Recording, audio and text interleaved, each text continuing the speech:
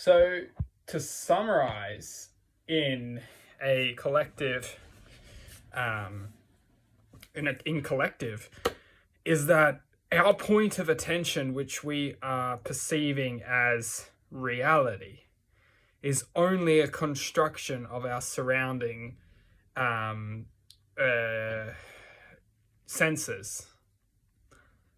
Essentially, our surrounding senses are retrieving information, which we are then essentially decoding. We are, well, truthfully, we are then taking this information and then we are perceiving this as our reality, and we can take this back to a sense of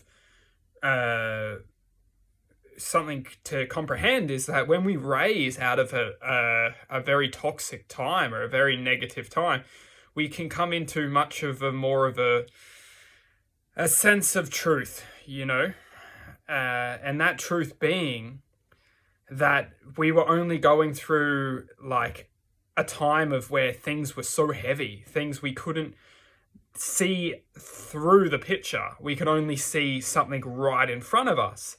We could only see something that was just, it wouldn't go away. It would just always stay there and always have the ability to bring us into a negative point of attention.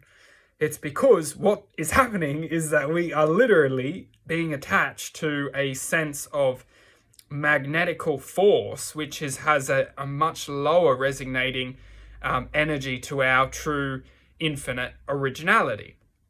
And when there is something right here, but we can't see it, but we can feel it. We feel so negative, toxic, so heavy.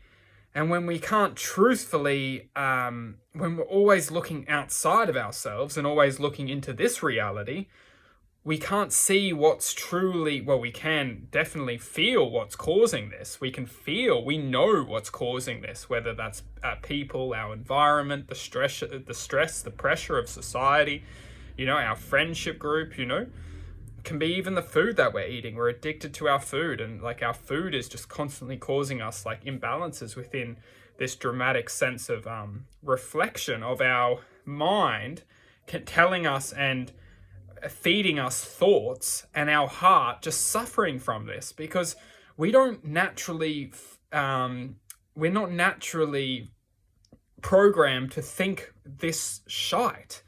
We're much more free to blossom into the infinite realm of truth and love, and our minds are so stuck on a point of attention and of unsureness. But that's the opposite to our true originality, because unsureness doesn't exist, because it blossoms into infinite possibilities. There is no such thing as being unsure, because the very thing that's being unsure is blossoming and becoming into that state of truth, or that state of infinite possibility. The only thing that is unsure is the programmed mind trying to convince our heart not to do something. When we're unsure, we have the feeling of maybe something, and this is our truth, is to discover. And look at children, they don't have fear, they just do something, and they discover and they blossom and they learn and they love and they feel. Humans, the only thing different is once we go through our mass manipulation, we're stuck with our minds that second guess and question and like reflect and detect, mostly detect any positive intention coming from the heart, and the mind shuts it down through fear, stress, and worry, convincing us just to do what the mind is telling us, just projecting us in the mind's predictability, because that's what it wants us to do. It wants us to stay in this point of control through predictability, because we are essentially just one big prediction when we're just living by our mind, because the mind is being operated in a system through fear, stress, and worry. And when we're obeying by that system, we're going to be obeying and being predicted within the control